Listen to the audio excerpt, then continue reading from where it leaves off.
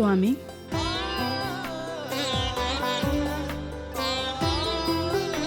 देवी शची, नहीं दर्पण के समक्ष रुक जाइए।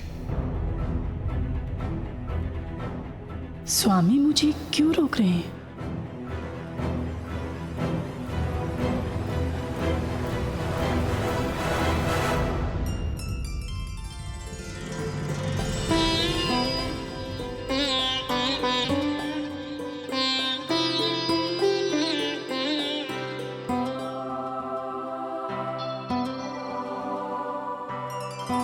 कितना समय बीत गया है ना आपके इस अनुपम सौंदर्य को निहारे। अब कहीं जाकर मुझे अवकाश प्राप्त हुआ है। स्वामी, मुझे इस सुख का आनंद लेने दीजिए प्रिय। किंतु वर पक्ष के सदस्य होने कारण मेरे इतने सारे दायित्व थे कि मेरा ध्यान बस उन्हीं में था। ये क्या कह रहे हैं आप स्वामी? देवराज के दायित्व तो व्यक्तिगत दायित्वों से कहीं ऊपर है। देवराज के पद के दायित्वों का इतना भार है मुझ पर कि कभी कभी मैं सोचता हूँ स्वयं के लिए मेरे पास तनिक भी समय नहीं है। एक दायित्व पूर्ण होता नहीं कि दूसरा दायित्व प्रारंभ हो जाता है। सोचता हूँ क्या देवराज का पद मैंने इसीलिए स्वीकार किया था। स्वामी, ऊंचे पद के उत्तरदायित्व भी बड़े होते हैं। ये तो आपका सौभाग्य है कि आप देवराज के इस पद पर आसीन हैं। देवी शची, बस कीजिए। ये पद, कार्यभार, उत्तरदायित्व की बातें छोड़िए, ये सब कुछ। वैसे भी इतने समय बाद तो मुझे समय मिलेगा कुछ विश्राम और मनोविनोद करने का। इसे यूं ही गंवाना उचित नहीं होगा प्रिय।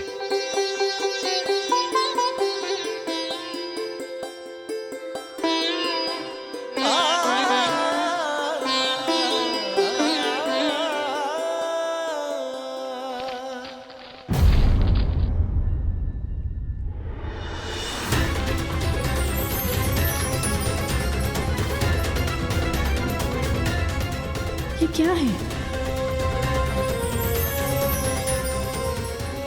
सूखा पत्ता स्वर्ग में? स्वामी,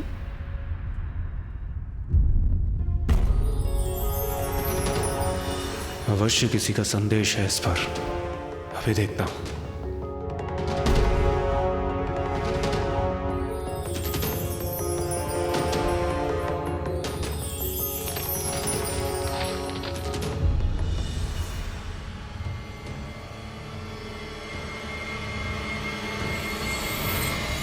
देवराज, आपसे कुछ अत्यंत महत्वपूर्ण विचार विमर्श करना है, इसलिए आप शीघ्र कैलाश आ जाइए।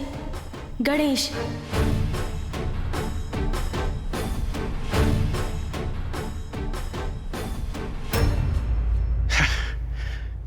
अभी अभी तो आया हूं और अभी चला जाऊं? स्वामी,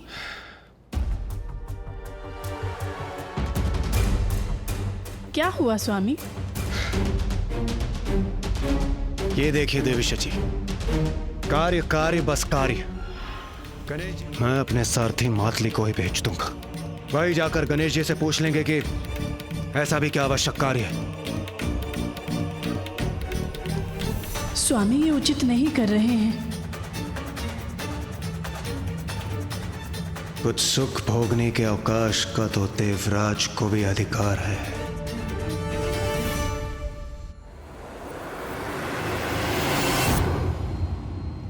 प्रणाम प्रथम पूज्य गणेश जी। प्रणाम कुमार कार्तिकेय। मैं देवराज इंद्र का सारथी मातली हूं। उन्हीं के आदेश अनुसार आपके समक्ष उपस्थित हुआ हूं। आप अकेले आए हैं? देवराज स्वयं नहीं आए? जी नहीं, वो बहुत थके हुए थे। उन्हीं के आदेश के अनुसार मैं आपके पास आया हूं। मैं आपका संदेश उन तक पहुंचा दूंगा। थके हुए थे, ये कारण है उनके नहीं आने का? मातली जी, देवराज को मेरा संदेश दीजिए कि मैं उनसे अभी मिलने का इच्छुक हूँ। प्रथम पूज्य होने के नाते ये मेरा आदेश है। अवश्य प्रभु। ये कैसा अनुचित आचरण किया देवराज ने? मेरा संदेश पाकर देवराज स्थिति की गंभीरता अवश्य समझेंगे। मुझे विश्वास है वो मेरे संदेश का मान रखेंगे।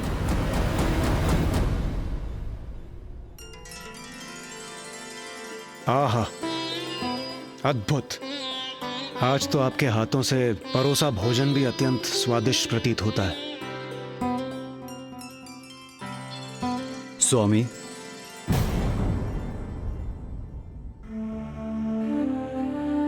क्या हुआ मातली?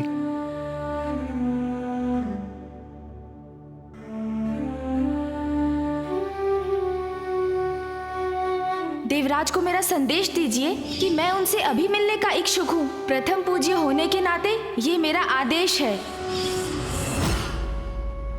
स्वामी को गणेश जी के आदेश की अवहेलना नहीं करनी चाहिए।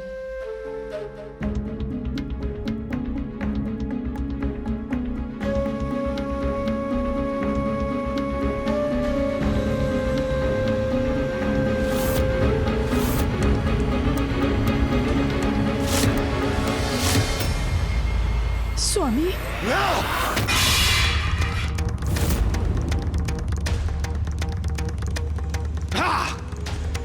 देवराज इंद्र हूं मैं, तो क्या सभी के दिए आदेशों को स्वीकार करने का निरादर चाहूंगा? कदापि नहीं। शांत हो जाइए स्वामी। शांत नहीं होऊंगा मैं। आज ही महादेव से भेंट करूंगा मैं और इस विषय में बात करूंगा उनसे। रुक जाइए स्वामी, स्वयं को शांत कीजिए। इस बात को बढ़ाने का कोई लाभ नहीं। बात तो अब बढ़कर रहेगी देवी शची। देवराज इंद्र हूं मैं, कोई अन्य देवता मुझे आदेश दे ये मुझे कदापि स्वीकार नहीं। स्वामी, मात्र माता पार्वती और भोलेनाथ का पुत्र होने कारण हम उन्हें वो पद प्रदान कर दे जिस पद की योग्यता प्रमाणित करने के लिए उन्होंने अब तक कुछ भी नहीं किया। आपका अभिमान मेरे पुत्र के अपमान का कारण नहीं बन सकता। स्वामी का इतनी क्रोधित अवस्था में जाना उचित नहीं, किंतु उनको रोकना भी तो संभव नहीं है। किंतु पिताश्री, देवराज ने अपने सारथी मातली को मेरे पास भेज दिया। हाँ पिताश्री, देवराज का ये व्यवहार सर्वथा अनुचित है। ऐसा प्रतीत होता है कि देवराज इंद्र के भीतर अभी भी अहंकार शेष है, जो इस पद पर होने वाले के लिए सर्वथा अनुचित है। जो जितने ऊंचे पद पर आसीन होता है उसे उतनी ही चुनौतियों और परीक्षाओं का सामना करना पड़ता है। अब देवराज इंद्र की भी एक कठिन परीक्षा का समय आ गया है।